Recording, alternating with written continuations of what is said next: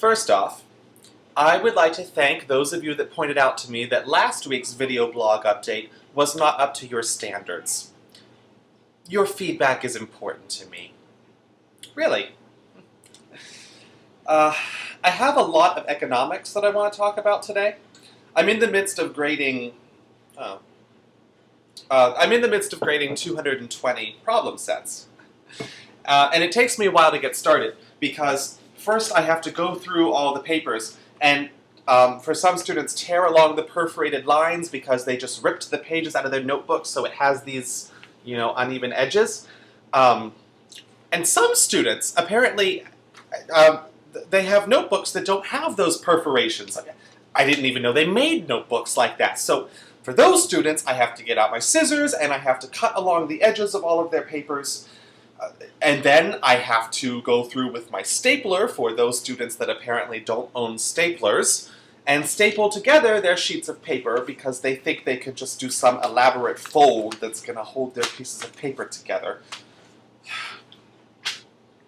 Anyway, once I get over my OCD issues, then I can go on and start grading.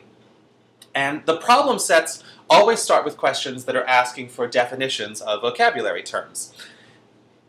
I think this is kind of dumb, because these are open book, take-home assignments. So really all we're assessing is whether or not these students can copy words out of a book.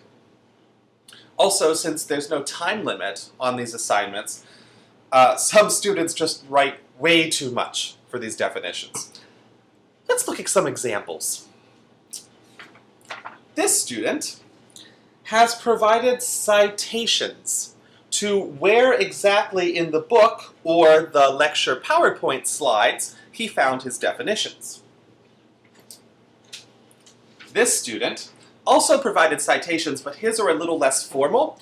He just wrote the word book in parentheses at the end of every definition. I like to imagine that he goes through life doing this. He just adds the word book at the end of every sentence. Book. This student, after giving me the definition of a Nash equilibrium, then went on to give me the biography of John Nash, the Nobel Prize-winning economist. Great. This student. So one of the words they had to define was duopoly. Now, you can define this in 4 words. Market with 2 sellers. 4 words. This student, after giving me the definition, went on to write all these equations. I don't know what these mean. I don't know why these are here. She just needed 4 words. Oh, finally, I have some sad news. The British student that is in my property class has not been to class for the past week and a half, and I'm a little afraid that he's been deported. Or maybe in England they just celebrate spring break at a different time, because of the time change. So maybe he's just been on spring break for the past week and a half.